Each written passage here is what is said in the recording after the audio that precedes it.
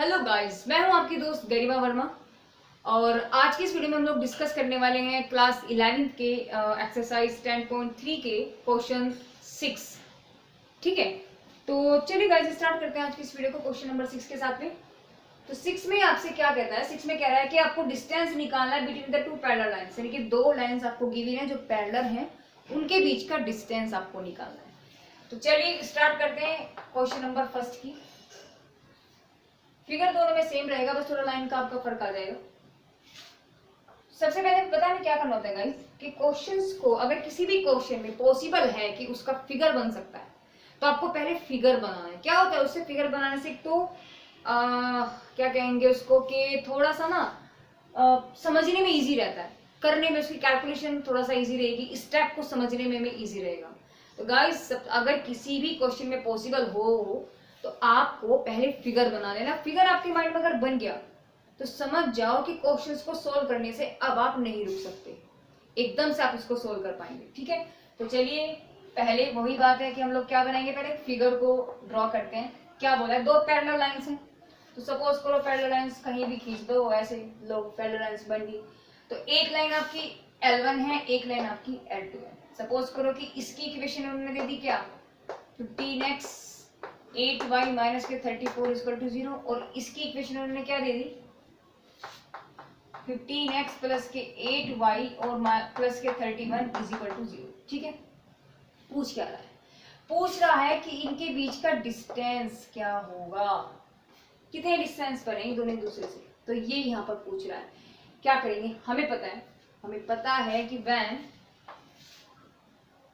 when lines L1 and L2 are parallel to each other,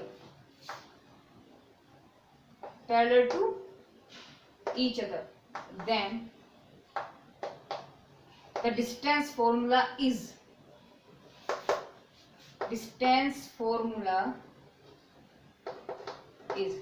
अच्छा एक बात और है गाइस, क्या कि पैरेलल लाइंस की जो, अगर हम कहते हैं ना पैरेलल लाइंस की खासियत होती है क्या, ax plus by plus k c is equal to 0, ax plus k by plus k c is equal to 0। क्या खासियत होती है कि ये दोनों x की और y वाली टर्म्स तो आपकी सेम रहती है, आपका चेंज क्या होगा, सिर्फ और सिर्फ कांस्टेंट टर्म। बस ये पहचान है कि इसका मतलब क्या होगा कि दोनों लाइंस क्या आपके पैरेलल हैं। ठीक है, पैरेलल्स को अगर मैं कहूँ भाई कोई भी इक्वेशन, मुझे एक इक्वेशन दे दी 2x प्लस के 3y और प्लस के 7 इक्वल टू 0, एक मुझे लाइन इन्होंने दे दी और बोला कि इसके पैरेलल एक लाइन खींचो या एक लाइन लिखो इसके पैरेलल। तो क्या लिखेंगे हम क्या लिखेंगे, 2x प्लस के 3y, यानी कि x इतना तो झुका तो उतार दो। ठीक है, प्लस ये आपका चेंज हो जाए, बस कुछ भी कर दो आप, इसको -7, मतलब ये C1 C2 जो कॉन्सेंट टर्म होती है ना, ये डिफरेंट होनी चाहिए पैरेलल के लिए, ये कंडीशंस होती है। बाकी x और y ये वाली कंडीशन सेम रहेंगी, है ना। देखो यहाँ पर भी वही चीज दी है, देखो ये दोनों चीजें सेम है आपकी, 15x plus 8y, 15x plus 8y और माइनस के 34 प्लस के 31, सिर्फ दोनों ये चीज है। तो मतलब दोनों लाइनें पैरेलल हैं। ये मैंने एक पहचान बताई है कि पैरेलल लाइंस अगर आपकी गिवन है तो उसकी पहचान क्या होती है ना, आप कैसे उस चीज को पहचान पाओगे। फिर मैंने रिटर्न को बोल दिया कि भाई इसके पैरेलल एक लाइन लिखो, है ना, छोटा सा, कई बार एमसीक्यू क्वेश्चन में भी आ जाता है, तो इसलिए मैंने थोड़ा सा आपको बताया है। ऑप्शन में दे देगा वो, और ऑप्शन दे देगा इतने सारे, कुछ भी आपकी इसमें एक में ये चेंज कर देगा, एक में ये चेंज कर देगा, एक में यहाँ माइनस कर देगा, और चौथे ऑप्शन में क्या दे देगा, यहाँ पे कुछ भी चेंज कर देगा। आपको फिर पहचानना क्या होगा, तो हमें पता है कि कुछ नहीं चेंज होना है, इसमें सिर्फ ये चेंज होना है, तो वो वाला ऑप्शन आपका चूज करेंगे। ठीक है, तो चलिए हम यहाँ थे क्या, तो डिस्टेंस फॉर्मूला क्या होगा, अगर हमारे पास लाइन L1 L2 दोनों पैरेलल हैं तो डिस्टेंस फॉर्मूला हमारा होता है D equal to C2 minus k C1 का modulus upon under the root A square plus k B square, है ना। तो यहां से मैंने क्या देखा, देखो जो लाइन L1 है, लाइन इसको मान लेते कैपिटल A, लाइन L1 है क्या है, 15x प्लस के 8y माइनस के 34 इक्वल टू 0। तो लाइन L1 से हमने क्या देखा, और L2 भी ले लो, L2 भी ले लो, क्या है 15x प्लस के 8y प्लस के 31 इक्वल टू 0। देखो a और b तो सेम ही है आपके, नॉर्मल हम जो जनरल इक्वेशन से हम कंपेयरिंग करेंगे ना, तो a b तो आपके सेम ही है। तो यहाँ से आपका क्या निकल के आ जाएगा कि a इक्वल टू है 15, b इक्वल टू है 8 और c1 क्या है आपका, c1 आपका ये हो गया, c2 आपका ये हो गया, यानी कि माइनस के 34 और c2 आपका कितना हो गया 31। तो बस ये सारी वैल्यूज आपको मिल चुकी हैं, उठा के इसमें रखना है, बाकी और कुछ भी तो नहीं करना है। तो क्या बन जाएगा आपका, तो d इक्वल टू क्या बन गया आपका, d इक्वल टू आ गया देखो c2 माइनस c1 यानी कि 34 माइनस के है ना, माइनस के तो 34 है और माइनस के होंगे 31 upon a square plus b square, a square मतलब यानी कि 15 का स्क्वायर प्लस 8 का स्क्वायर का under root. It means that minus k कितने हो गए 5 6 मॉडुलस अपॉन 225 प्लस 64 यानी कि 289 बन जाएगा आपका ये modulus of 65 upon under root 289।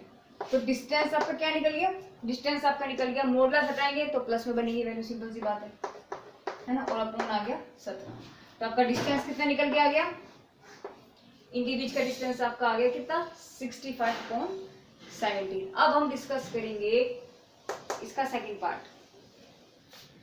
चलिए गाइस अब स्टार्ट करते हैं पार्ट सेकंड। पार्ट सेकंड में क्या इक्वेशन दी है उन्होंने, देखो सेम बात तो वही है, पार्ट सेकंड में भी जो इक्वेशन दी है, पहले तो क्या लाइन दी, देखो लाइन वन लिखो, क्या है लाइन L1 क्या है x plus k y plus k p is equal to 0। तो जनरल इक्वेशन क्या होती है हमारी ax plus by plus c equal to 0। इसका मतलब क्या है कि इसको पहले इस फॉर्म में लिखना पड़ेगा, अभी है नहीं, तो क्या लिखेंगे इसको, L1 आपकी लाइन क्या निकल के आ जाएगी Lx plus Ly equal to p equal to 0, equation 1। L2 क्या बन जाएगी आपकी L x plus Y minus K R equal to 0। It means L X plus L Y minus K R equal to 0, equation number 2।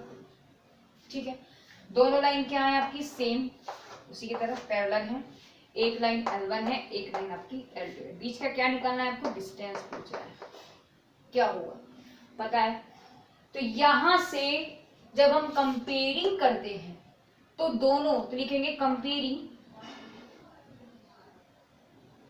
Equation 1 and 2 from किससे, general equation ax plus by plus k c is equal to 0। तो क्या निकल जाएगा a बराबर b बराबर कितना निकल गया, देखो a बराबर, देखो सेम, देखो ना ये चीजें तो आपके सेम मिलेंगी। तो क्या है LL है दोनों, है ना, और C1 और C2 क्या है, एक में p है और एक में आपका माइनस के r है। तो डिस्टेंस क्या होता है जब लाइंस आपकी पैरेलल होती है, डिस्टेंस होता है p, ऊपर लेकर लिखते हैं क्योंकि डिस्टेंस का फॉर्मूला लिखेंगे, क्या हो जाएगा C2 minus k C1 upon under root a square plus b square. इसका मतलब क्या हुआ देखो C2 कितना है आपका d इक्वल टू C2 कितना है देखो माइनस के r और C1 कितना है p, तो कितना निकल गया आपका modulus of minus k r minus k p upon under the root किसका a और b कितना दोनों आपका LL है, तो कितना निकल जाएगा आपका L square plus L square यानी कि 2L स्क्वायर। तो जब हम देखो यहां से मैं क्या कर सकती हूँ, मॉडुलस के अंदर ऐसे हम लिख सकते हैं इसको p अपॉन L स्क्वायर आपका बाहर आ जाएगा, तो अंदर क्या रहेगा आपका 2 रह जाएगा अंडर रूट 2। तो d इक्वल टू आपका क्या रह जाएगा, जब हम इसको मॉडुलस से बाहर लेके आएंगे तो मॉडुलस जब हम इसको हटाएंगे क्या आ जाएगा, माइनस है प्लस कर देगा। तो सिंपल सी बात है, डिस्टेंस आपका आ गया r plus p upon under root 2 और l। बस यही आपका क्या निकल गया, डिस्टेंस निकल गया। कब, जब टू लाइंस आपकी पैरेलल्स होंगी। ठीक है गाइस, क्वेश्चन 7 देखिए, 7 में इसने बोला है कि find the equation of A line. एक लाइन की इक्वेशन आपको निकालनी है जो पैरेलल है किसके, इस वाली इक्वेशन के, और ये इक्वेशन जो है इस पॉइंट से होकर के जा रही है।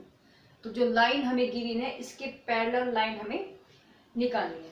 पहली बात तो देखो मैंने आपको बताया था कि पैरेलल लाइंस जब होती हैं तो उनके जो होते हैं सिर्फ a का कोफिशिएंट b का कोफिशिएंट आपके इक्वल होते हैं, है ना।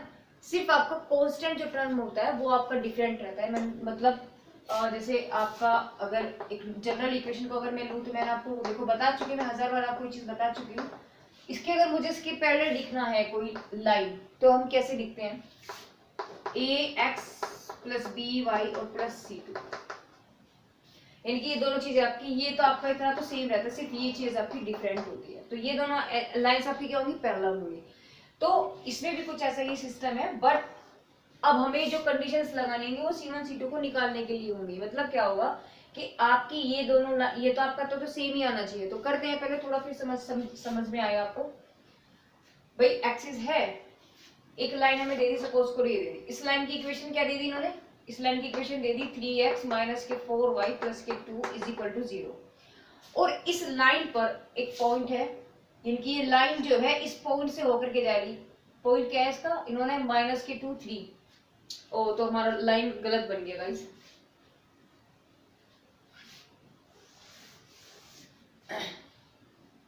लाइन गलत हो गया था क्योंकि पॉइंट को देखते हुए हमें लाइन को ड्रॉ करना पड़ेगा ना।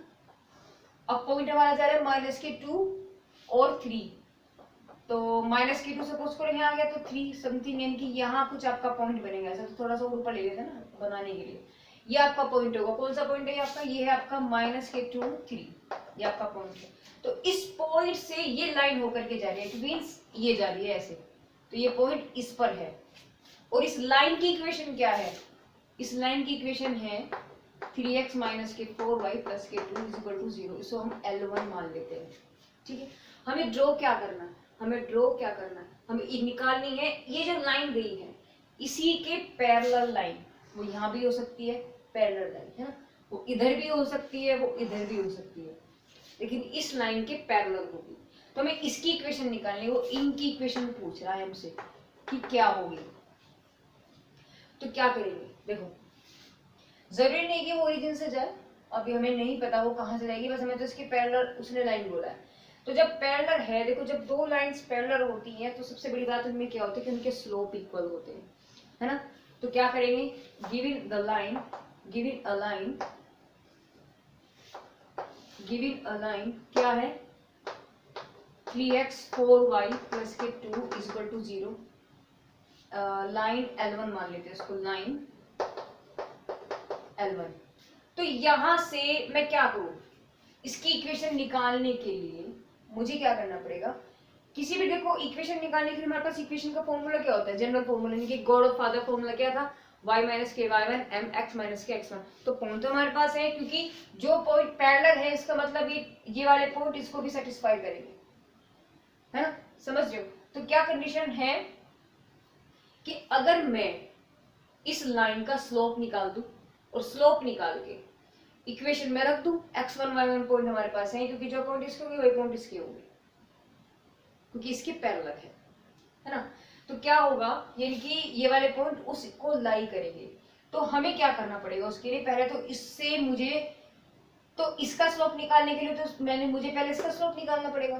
तो इसका स्लोप हम कैसे निकालेंगे, हमें पता है कि स्लोप इंटरसेक्ट जो हमारी फॉर्म थी उससे हम इसको निकालेंगे, यानी कि y equal to mx plus c की फॉर्म में हम इसको लिख लेते हैं। तो वहां से हमारे पास स्लोप, क्योंकि स्लोप निकालने के तरीके और क्या हो सकते हैं, देखो या तो हमें स्लोप कैसे निकलता है, या तो हमें 2 पॉइंट्स गिवन हो, है ना, या फिर हमें थीटा एंगल गिवन हो, तो तब हम उसका स्लोप निकालते हैं। भाई m बराबर क्या होता है, एक तो tan थीटा होता है, या फिर 2 पॉइंट्स गिवन हो, तो 2 पॉइंट्स तो फिर हमारे पास क्या होता है y2 माइनस के y1 upon x2 minus k x1 होता है ना। बट यहाँ इनमें से कोई भी सिचुएशन है ही नहीं, ना तो हमारे पास एंगल है और ना ही 2 पॉइंट हैं। तो क्या करेंगे, तो उसके लिए हमारे पास इक्वेशन होती है, इसको इस फॉर्म में लिखेंगे y equal to mx plus c की फॉर्म में। तो यहाँ पर भी तो m हमारा क्या होता है, स्लोप होता है ना, तो इसको कन्वर्ट करेंगे इस वाली फॉर्म में। तो जब हम इसको लिखेंगे क्या आ जाएगा आपका, देखिए 3x माइनस के 4y प्लस के 2 इज इक्वल टू 0। तो माइनस के 4y is equal to minus के 3x माइनस के 2 माइनस से कर दो डिवाइड, और साथ में 4 से भी डिवाइड कर दो, तो इज इक्वल टू आएगा आपका 3/4x और प्लस के 2/4, यानी कि ये निकल गया आपका 1/2। तो यहां से आपका स्लोप लाइन L1, तो लिखेंगे स्लोप ऑफ लाइन L1 कितना है m1, कितना निकल के आ गया आपका 3/4। आई बात यहां तक समझ में। अब इसका स्लोप, माना इसका स्लोप कितना था m1 है, और ये लाइन आपकी कितनी है L2 है, तो इसका स्लोप कितना मानेंगे हम m2 मान के चल लेते हैं। तो अब M2 स्लोप निकालने के लिए देखो हमें पता है, लिखेंगे since line L1 parallel to L2 implies that उनके स्लोप इक्वल होंगे। तो जो स्लोप इसका आया है वो स्लोप इस लाइन का भी होगा, यानी M2 कितनी वैल्यू आ गई इनकी 3/4। और बस अब तो हमें क्या करना है, पॉइंट हमारे पास गिवन है और M2 यानी कि स्लोप हमारे पास गिवन है, तो बस line equation of A line क्या होता है, y माइनस के y1 m x minus k x1, बस उसमें उठा के वैल्यूज हमें रखनी है। लिखेंगे इक्वेशन ऑफ अ लाइन